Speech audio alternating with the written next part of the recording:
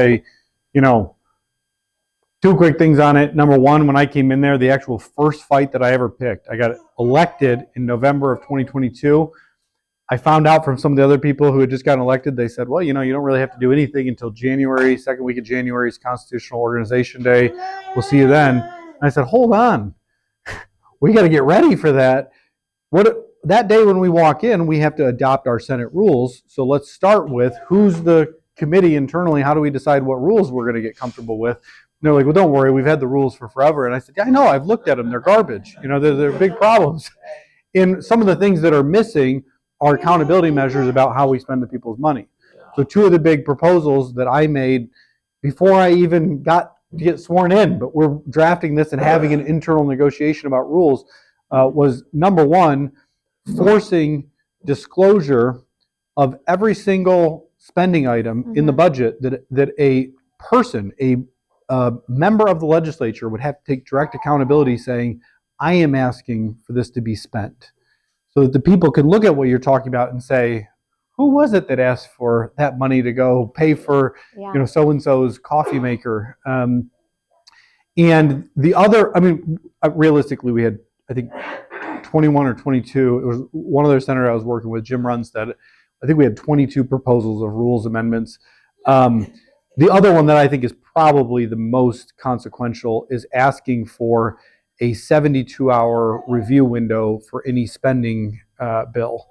And right now, every year that I've been there through 3 budget cycles. The final budget itself that gets passed, or there'll be usually 2 of them each year, will not be presented to us in totality until about half an hour or maybe an hour before the vote. And that usually happens at 4 or 5 in the morning. We'll stay overnight. We will have seen some things, right?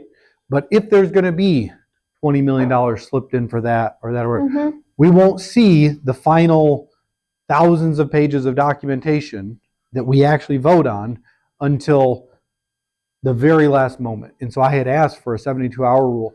That whole rules package got shot down when I first brought it up. This year, we finally passed laws requiring the disclosure of sponsorship for these items. So slow progress, right? They took the idea from me and gave it to somebody else, you know. I don't care, right? I said, you know, thank goodness we're finally moving in that direction. It was a fantastic idea. Everybody you talk to at the door, if you tell them these stories, say, of course we should have 72 hours to review. Of course we should know who asked for what money to be spent. So we'll keep working that direction, but I agree with you. On this little topic, he brought up the immediate effect vote.